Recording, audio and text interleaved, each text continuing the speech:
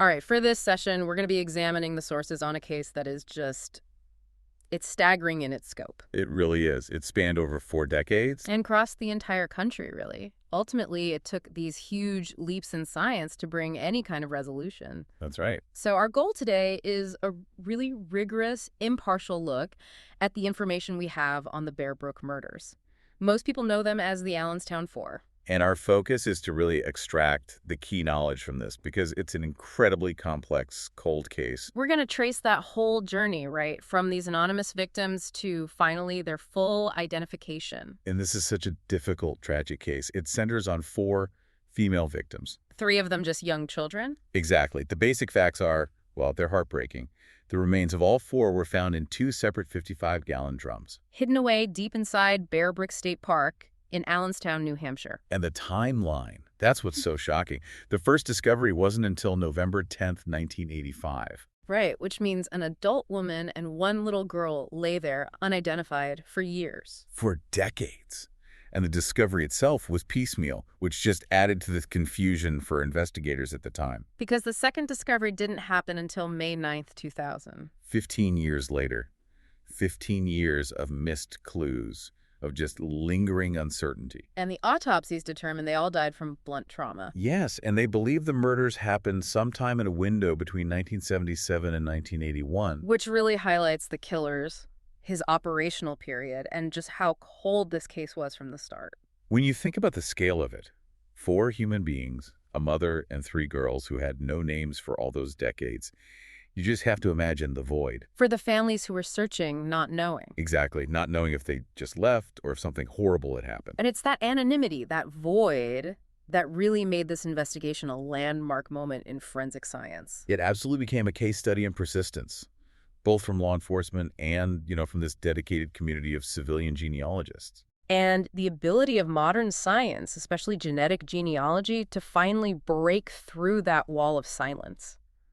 That's the real turning point in this story. It is. It gave closure to families who had been missing their loved ones for nearly half a century. So that's the journey we'll follow. We'll start with those initial baffling discoveries. Mm. Then we'll move through the scientific advances that gave them these small clues, from isotopes to familial DNA, all the way to the identifications in 2019 and the final one in 2025.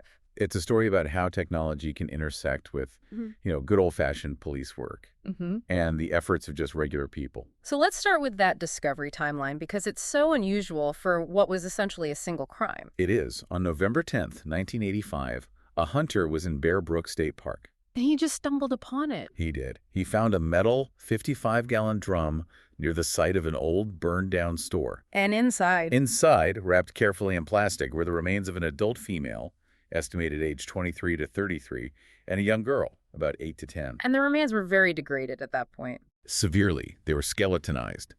But that plastic wrapping was a huge initial clue. Because it suggests a very deliberate concealment. Exactly. A premeditated effort to dispose of them and to, prevent identification through decomposition or animals.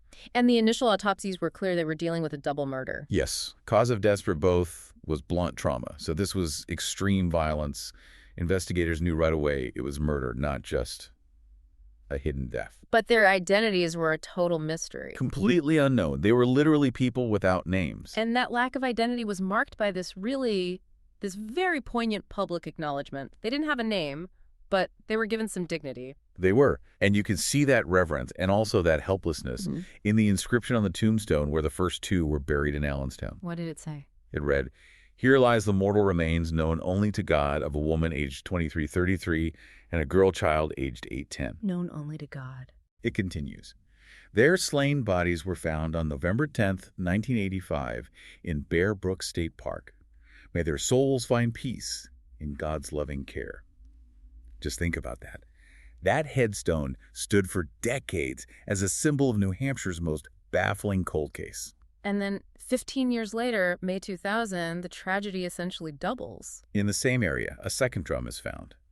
Inside, the remains of 2 more young girls. And the sources seem to suggest that this delay was because the initial crime scene investigation back in '85 just wasn't complete. Precisely. It was a major investigative flaw, though you can kind of understand it given the circumstances. How far away was it? The second drum was only about 100 yards from the first, but it was just outside the original crime scene perimeter they set up in 1985. So they just didn't search far enough. It seems so. The theory is that the initial investigators, they weren't expecting a second container. They were in dense woods, and they just didn't extend that perimeter far enough. That detail is just chilling. That the answers for 2 other victims were deleted by a few hundred feet. It is.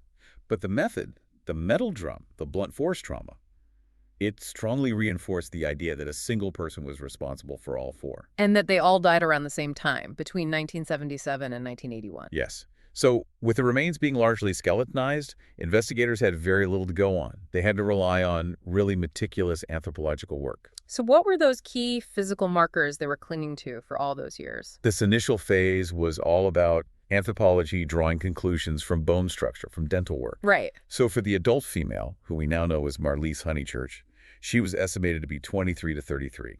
Caucasian, with maybe a hint of Native American ancestry, height between 5'2" and 5'7". And her teeth were important, The Rilla. most important detail, she had significant dental work, multiple fillings, 3 extractions. A distinctive dental signature, that can sometimes point to a region, can it? Exactly. The type of fillings used in the 70s might hint at a certain kind of dentistry in a specific area. It was a critical but ultimately a very frustrating early lead. And what about the girls? They each had unique features that investigators hoped someone, a family member, would recognize. Yes. The oldest girl, later identified as Marie Vaughn, she was estimated between 7 and 11. She had physical signs of having been ill, symptoms consistent with pneumonia. And her teeth were also distinct. Very. She had a crooked front tooth and a diastema, a noticeable gap between her top front teeth. She also had 2 earrings in each ear and, importantly, no dental fillings at all. Which was a sharp contrast with the adult victim. A very sharp contrast. Mhm. Then there was the middle child. The one who turned out to be genetically separate from the others. Right. Rhea Rasmussen. She was aged between 2 and 4. Her profile included a gap between her front teeth and an overbite that was probably very noticeable when she was alive. And she was quite small. Very small, maybe 3'8", and there were signs she might have suffered from anemia.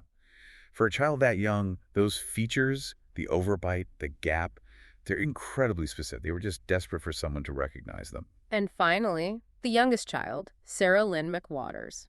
Estimated at 1 to 3 years old, she was very small, had long blonde or light brown hair, and she also had that gap between her front teeth. So with so little solid evidence, the facial reconstructions became just paramount. Absolutely. When you hit a wall with traditional police work, you turn to visualization. You have to try to jog the public's memory. And the National Center for Missing and Exploited Children, NCMEC, they were heavily involved. They were. They released several reconstructions, updating them as the technology got better, especially in 2013 and 2015. And these later versions used the dental information. Yes, they used advanced forensic tech to show exactly how the unique tooth and jaw structures would have affected the appearance of their faces. I find the detail about the color or the lack of it so striking that they had to create these images in black and white. They did.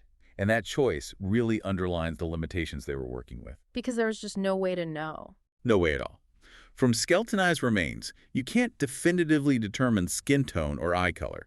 So they had to present a face based purely on bone structure, just hoping a parent or a sibling would look at that shape, the jawline, the specific spacing of the teeth, and recognize someone they loved.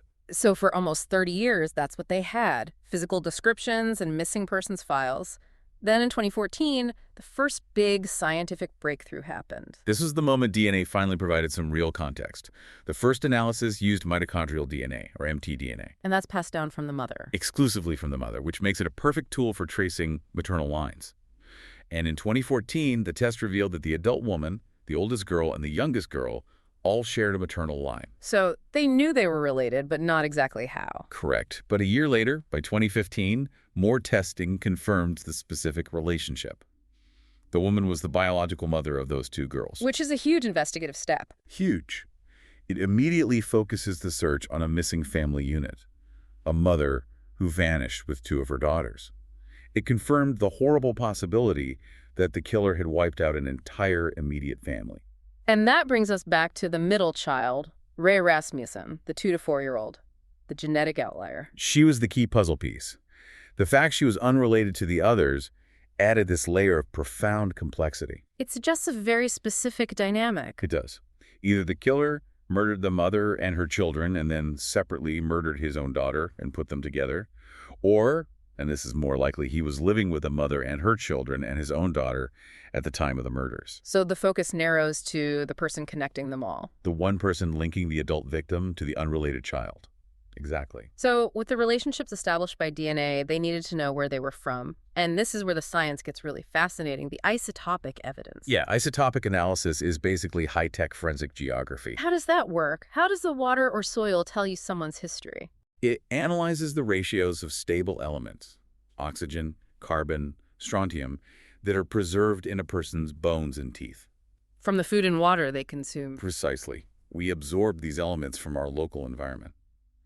And since the ratios of these elements vary by geography, by geology, you can essentially create a map of where a person lived, especially in early childhood when your teeth are forming. So what did the isotopes say about the mother and her two related daughters? The initial evidence suggested they were relatively recent residents in that area of New Hampshire. So they were local. The data showed they lived in the northeastern U.S. for somewhere between 2 weeks and 3 months, right before they died. So they weren't just passing through, they were living there, or had just arrived. But the profile for the middle child, Rasmussen's daughter, was completely different. Completely. It indicated a much more transient background. Her initial analysis suggested she spent most of her formative years in either the upper Northeast or the upper Midwest. Wisconsin was even mentioned as a possibility. So it told a story of movement. A major relocation during her short life, which was in stark contrast to the rest of the family unit. And as we now know, that's entirely consistent with the killer's profile. And the sources say that later, as the tech got better, that geographical assessment was refined even more. It was. That refinement in 2019 was critical. Newer, more precise testing suggested the non-related child most likely came from a broader Western region. Not the Midwest. No, specifically Arizona, Texas, California, or Oregon. This revision was a vital clue. It emphasized a cross-country travel history, starting from the West Coast. Which aligned perfectly with the man they would eventually identify as the killer. Perfectly. It showed his transient life was consistent right from the earliest geological data recorded in his own daughter's teeth. And this is where the whole story pivots. It moves from identifying the victims to identifying their killer. And the breakthrough came from a completely different case. The 1981 disappearance of a woman named Denise Bowden from Manchester, New Hampshire. That connection was officially announced in January 2017. Right. Denise Bowden vanished around Thanksgiving, 1981, with her young daughter and her boyfriend, a man who was using the name Robert Bob Evans. And Manchester is close to Allenstown? Very close. That geographical proximity immediately raised suspicion that this Bob Evans might be the link. So they did DNA testing, hoping the adult victim in the barrel was Denise Bowden. It was a hope that was quickly dashed.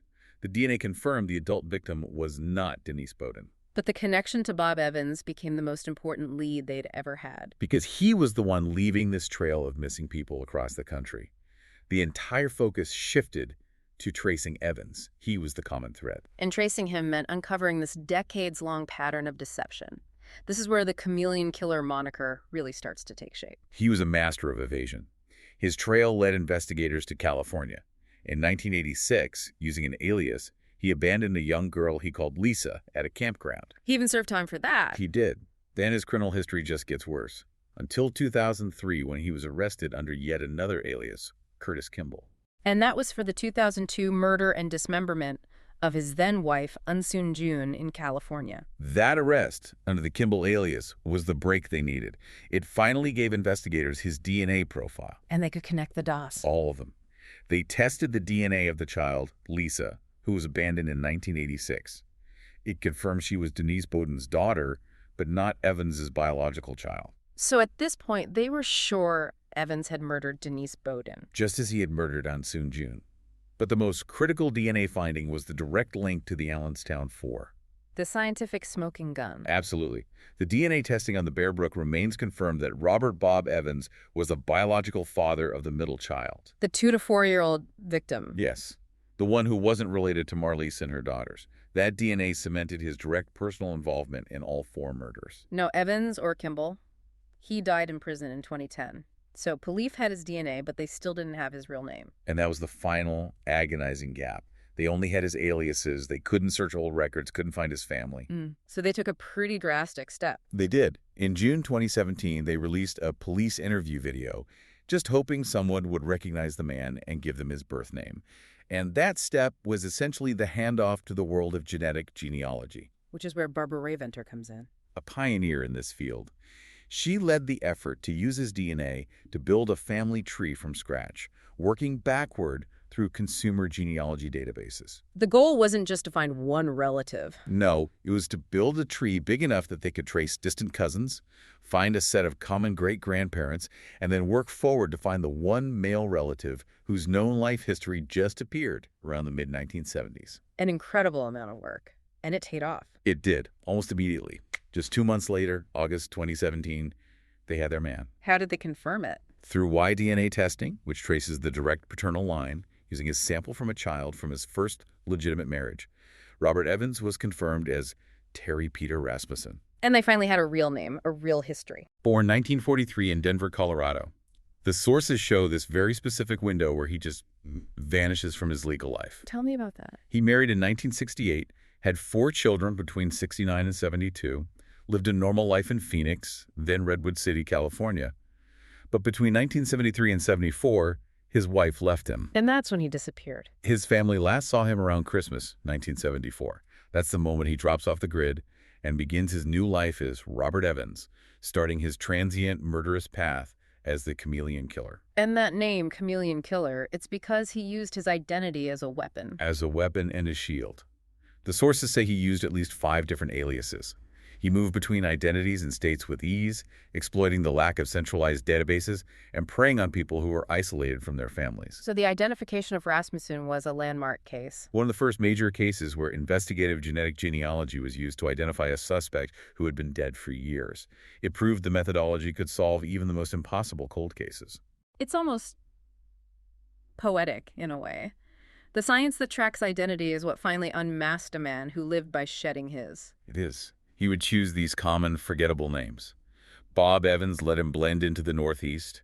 Curtis Kimball was a later identity in California. The ability to track all these through his DNA shows that even a master manipulator leaves a trail. So with the killer finally identified as Terry Rasmussen, the last crucial step was giving his victims their names back. And the mother and her 2 daughters were first. Their identification is this incredible story of a civilian web sleuth finding an almost 20-year-old social media post. It's amazing how these things happen. It really is. Back in 1999, Sarah Lynn McWater's younger half-brother, who had never even met her, posted on Ancestry.com just looking for his missing sister. And that post just sat there. For almost 2 decades, waiting for the right person to connect the dots. And that person was Rebecca Heath, a librarian. A dedicated web sleuth. She found that 1999 post in October 2018. She was researching the Bear Brook victims and realized the missing girl's mother, Marlise Honeychurch, had an older daughter too. The ages matched the 3 related victims perfectly. And then came the final connection. The final critical connection. A relative she contacted mentioned that Marlise Honeychurch had married a man with the last name, Rasmussen. Wait, so it wasn't the alias Evans, it was his actual surname that sealed it. Precisely.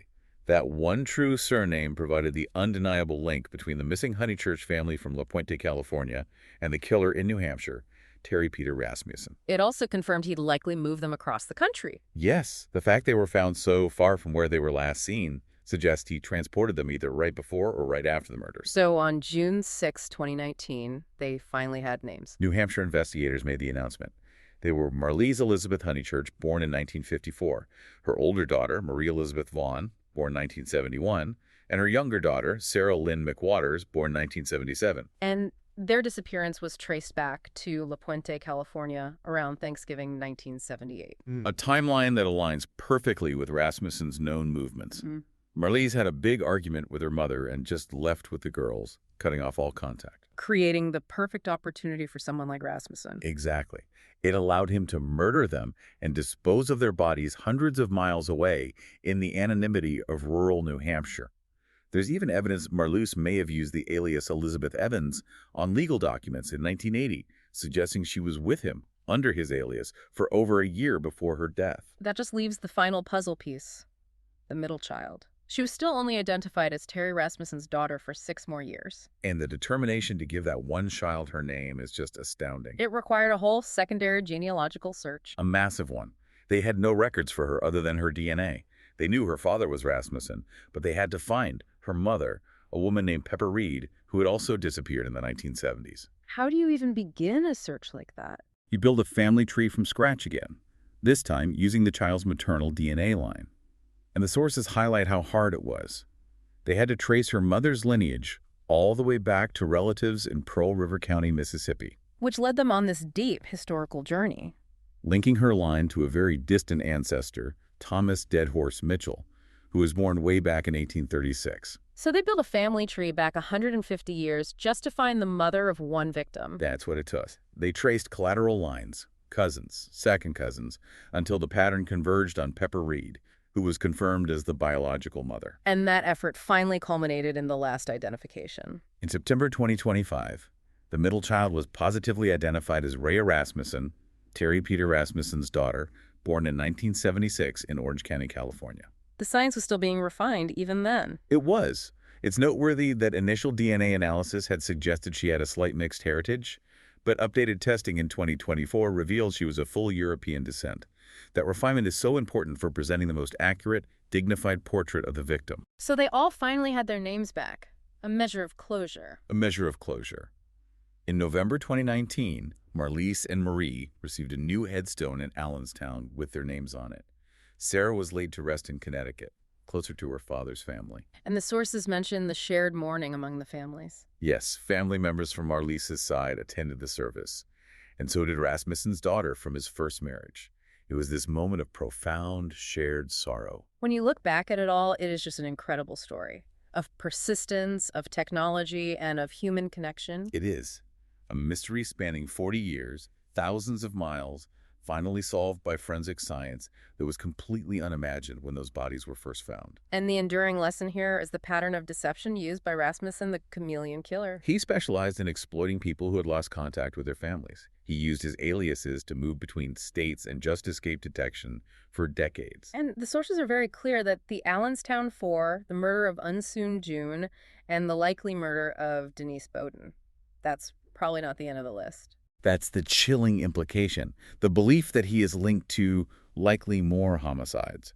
Investigators are still trying to map his movements during the late 70s and early 80s. But now they have a methodology. They do.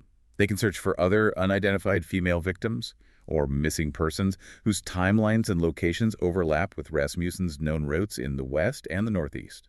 The case is a stark reminder of the vulnerability of people who cross paths with manipulative individuals like him. The science provided the answers, but the story itself is one of profound tragedy. And absolute persistence. So that leaves us with this final thought for you to consider. Given Rasmussen's aliases, his transient lifestyle, and the fact he's linked to at least 5 homicides with the belief that there are likely more, what other cold cases across the country might eventually be linked to the chameleon killer now that we have his DNA and timeline established and investigators know precisely where to look? Thanks for listening.